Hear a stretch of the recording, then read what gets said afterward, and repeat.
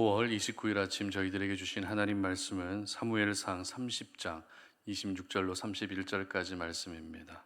다윗이 시글락에 이르러 전리품을 그의 친구 유다 장로들에게 보내어 이르되 보라 여호와의 원수에게서 탈취한 것을 너희에게 선사하노라 하고 베델에 있는 자와 남방 라못에 있는 자와 얏들에 있는 자와 아로엘에 있는 자와 신못에 있는 자와 에스드모아에 있는 자와 라갈에 있는 자와 여라무엘 사람의 성읍들에 있는 자와 겐 사람의 성읍들에 있는 자와 홀마에 있는 자와 고라산에 있는 자와 아닥에 있는 자와 헤브론에 있는 자에게와 다윗과 그의 사람들이 왕래하던 모든 곳에 보내었더라.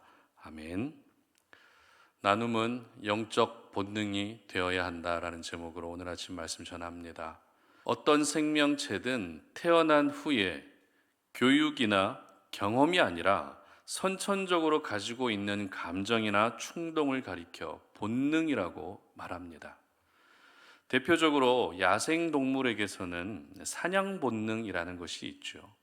그리고 서식지로 다시 되돌아오게 된다는 귀소 본능이 있습니다. 또한 위험한 상황에서 지켜주고 보호해주고자 하는 보호 본능이라는 것도 있습니다. 그 외에도 배가 고프면 허기진 배를 채우고자 하는 본능, 그리고 피곤하면 잠을 자거나 쉬고자 하는 본능까지 여러 가지 본능에 의해서 살아가는 것이 모든 생명인 것 같습니다. 그리고 사람들에게서만 보여지는 특별한 본능이 있는데요. 그것은 바로 힘들고 어려운 순간이 생겼을 때 어떤 신적인 존재를 의지하고자 하는 본능입니다. 그래서 믿음이 없는 사람들도 너무 힘든 시간을 보내게 되면 하나님을 찾게 되는 것이죠.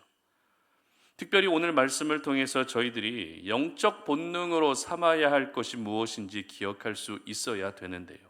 그 영적 본능이란 바로 나누는 삶입니다. 하나님의 사람들은 베풀고 나누는 삶이 바로 영적 본능이 되게 해야 하는 것입니다. 지금 다윗의 상황은 가족들이 모두 아말렉에게 잡혀갔다는 이야기를 듣고 그들을 추격하기 시작합니다.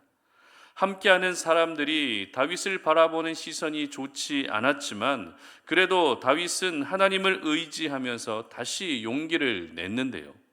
이렇게 아말렉 사람들을 추격한 끝에 결국 아말렉 사람들을 모두 진멸하게 됩니다.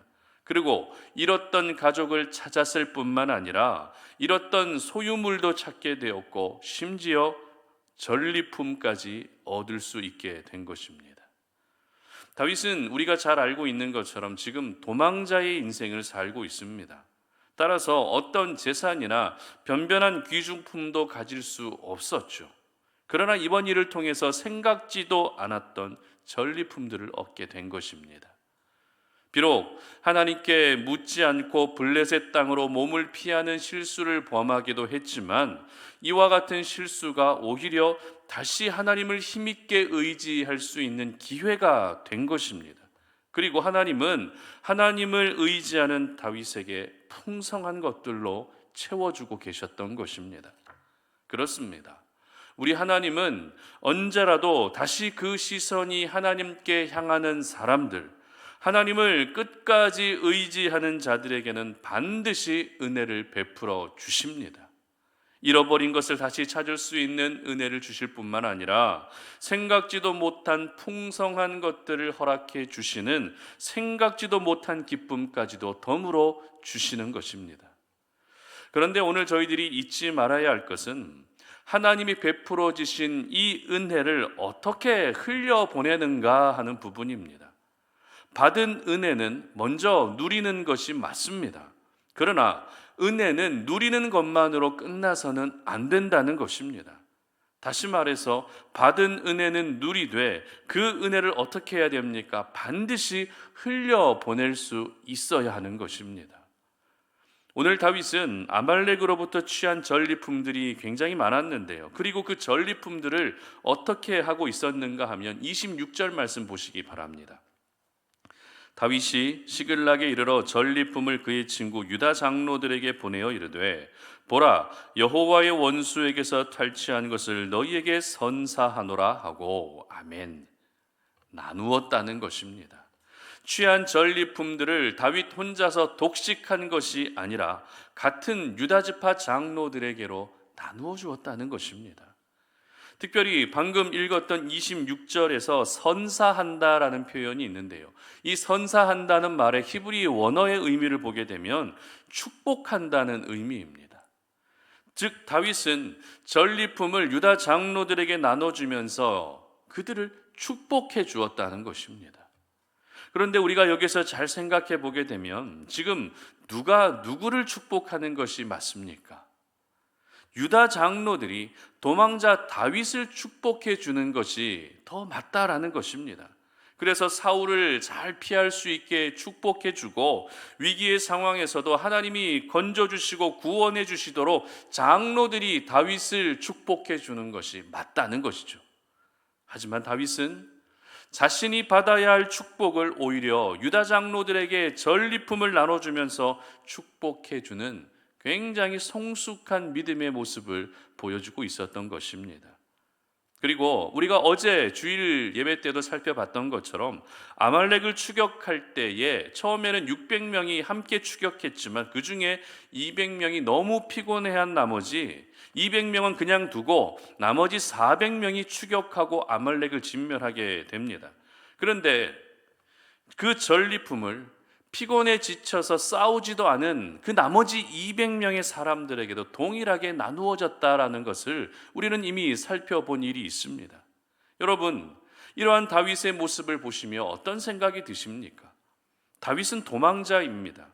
그리고 자신과 함께하고 있는 사람들을 챙기기도 힘든 상황에서 유다 장로들에게 전리품을 나눠 주었을 뿐만 아니라 함께 싸우지도 않은 200명의 사람들에게도 전리품을 동일하게 나누어 준 다윗의 모습을 보시며 어떤 생각이 드십니까?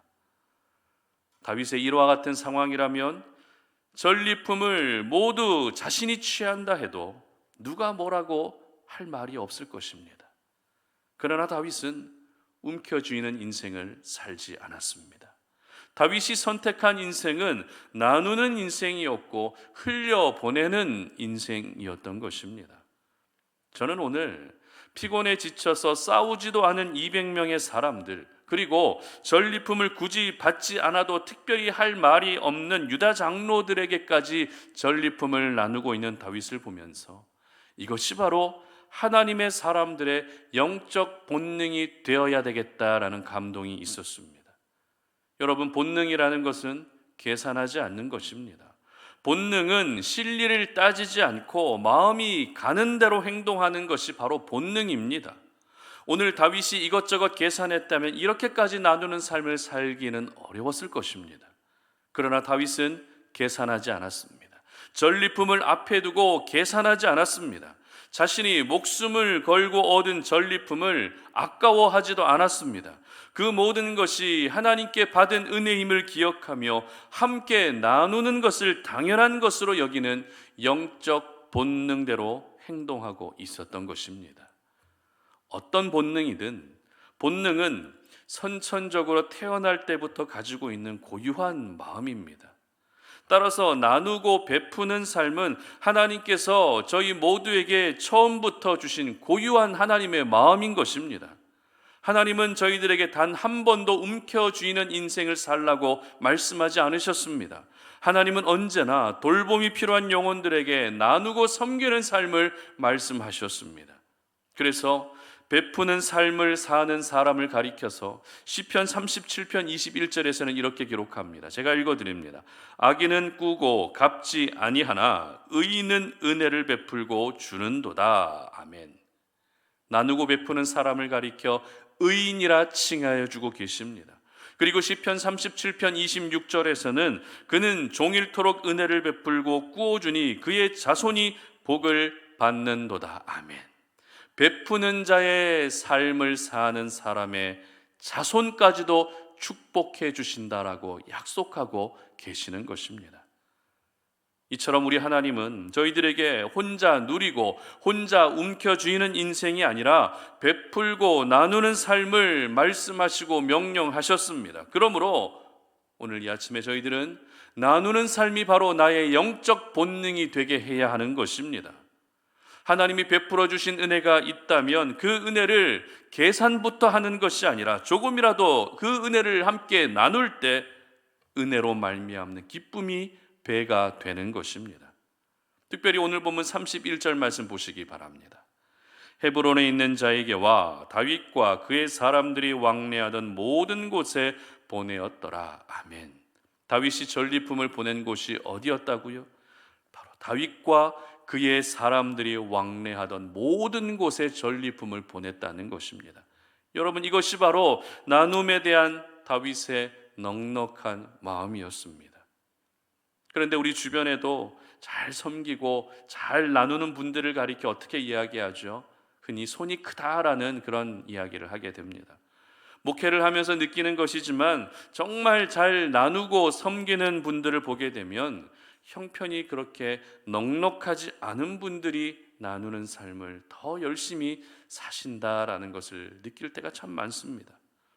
저는 이런 분들이 믿음 안에서 정말 손이 큰 분들이다라는 사실을 느낄 수 있었습니다. 그리고 나누는 삶이라는 것은 결코 많이 소유하고 있다고 해서 살 수 있는 삶이 아닌 것 같습니다. 나누는 삶은 하나님이 선천적으로 주신 그 마음을 잃어버리지 않는 분들이 살 수 있는 삶입니다. 그리고 그것을 영적 본능으로 여기고 있는 분들이 살 수 있는 삶인 것입니다. 우리 주변에는 하나님의 사랑이 필요한 분들이 정말 많이 있습니다. 실제적인 어떤 도움들이 필요한 분들이 정말 많이 있습니다. 그런데 물질적으로만 돕는다고 해서 나누는 삶이다라고 그렇게만은 말할 수 없습니다. 나누는 삶은 그분들을 향해 기도하는 것에서부터 시작되는 것입니다. 그분들을 향해 기도하게 되면 물질적으로 도움을 줄 수 있게 되고, 그분들을 위해서 기도하게 되면 실제적으로 그분들에게 다가가서 위로의 말씀을 전해줄 수 있는 것입니다. 외로움 가운데 있는 분들에게 관심도 전해줄 수 있는 것입니다. 이 모든 사랑과 희생과 섬김과 관심은 바로 기도에서부터 시작되는 것입니다. 그러므로 여러분들이 정말 영적 본능으로 나누는 삶이 영적 본능이 되게 하면서 살아가기 위해서는 여러분 주변에 있는 연약한 영혼들, 여러분 주변에 어려움을 겪고 있는 그 한 영혼 한 영혼들을 위해 먼저 기도할 수 있기를 바랍니다. 기도로부터 나눔이 시작되는 것입니다. 기도로부터 영적 본능의 삶이 시작되는 것입니다. 우리 성도님들 모두는 결코 움켜쥐는 인생을 살지 않으셨으면 좋겠습니다. 작은 것이라도 함께 나누는 삶을 사시고 그것이 여러분의 영적 본능이 되게 하시기를 바랍니다. 영적 본능대로 살아야 하나님의 말씀대로 살 수 있습니다. 영적 본능대로 살아야 하나님의 뜻을 행할 수 있는 것입니다. 그래서 우리 성도님들 모두가 영적 본능에 충실한 그런 귀한 하나님의 사람들이 되시기를 주님의 이름으로 축복합니다. 함께 기도하겠습니다. 하나님 감사합니다. 오늘도 이 아침에 우리가 주의 말씀을 묵상하며 하나님이 허락하신 이 하루를 시작합니다. 아버지, 오늘도 우리가 영적 본능을 가지고 살기를 원합니다. 영적 본능이라는 것은 다른 것이 아니라 바로 하나님이 베풀어 주신 그 은혜를 흘려보내고 나누는 것이 바로 영적 본능임을 기억합니다. 우리가 이 땅을 살아갈 때 결코 움켜쥐는 인생을 살지 않게 하시고, 내가 가진 것을 작은 것이라 할지라도 나누고 흘려보낼 수 있는 그와 같은 나눔의 삶을 살아가게 하시고, 나누는 그 삶이 바로 나의 영적 본능이 되게 하여 주시옵소서. 감사드리며 예수님의 이름으로 기도드립니다. 아멘.